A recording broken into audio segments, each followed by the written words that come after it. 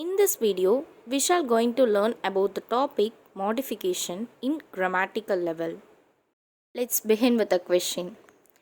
Have you ever thought of what is modification? The answer for the question is the notion of head and adjuncts led us to the idea of modification. For example, this man named Paul Brill, who went to Rome in 1582, was a Flemish landscape painter. In the sentence, the three morphemes man, was, painter represent essay to speak. The rest of the morphemes is a member of system. Without those, the whole sentence could not be constructed. Now, we understood that the modification is a syntagmatic relationship between two or more kinds of morphemes. Let's shall speak about pre-modification and post-modification. It is useful to make distinction between a group and segment. However, to have a syntagmatic arrangement of morphemes which may or may not be in a nominal group. For example, if a sentence starts off with the word, the terms of royal character, the morpheme of royal character is not a group but a part of one. In sense, we have nominal segment is an arrangement of morphemes, can be the same kind of nominal groups of its structure, but it is not necessarily a nominal group in terms of its function. Some nominal segments have single morphemes. For example, he went to Rome. In the sentence, the morpheme is Rome, but often the nominal segment consists of number of morphemes. The terms of royal character, the morpheme is the terms and royal character make nominal segments. Pre-modification in nominal segments, we have first a system of functors whose function is to modify the heads of nominal segments.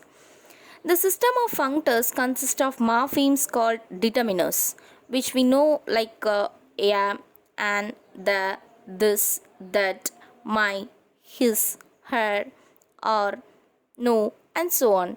These words may occur before the heads of the nominal segments, and some of them of course, as, for instance, may occur in some other positions. And second, the class of lexemes which have same function consist of words called adjectives. So far, we could understand that nominal segments are groups which have pre-modification of heads by means of determiners and adjectives. Post-modification, determiners do not seem to occur after the head, but adjectives sometimes do. Maybe it is a nominal segment or a nominal group. In English, normally adjectives of nominal segments are allowed to proceed their heads. For example, we could say sentence of type STO instead of a sentence of STO type. Very often, the function of post-modification in nominal segments performs structure. For example, a monk from Cappadocia. In the sentence, the morphemes from and Cappadocia, the structure like these are called phrases. An elaborate structure, for example, the nominal group. This man named Paul Brill who went to Rome in 1582. The structure who went to Rome is a class. Sometimes structures called participle phrase can be either a post-modification and pre-modification in nominal segments, which are also nominal groups in subject positions. For example, in sentence, this man named Paul Brill, the words named Paul Brill forms participle phrase.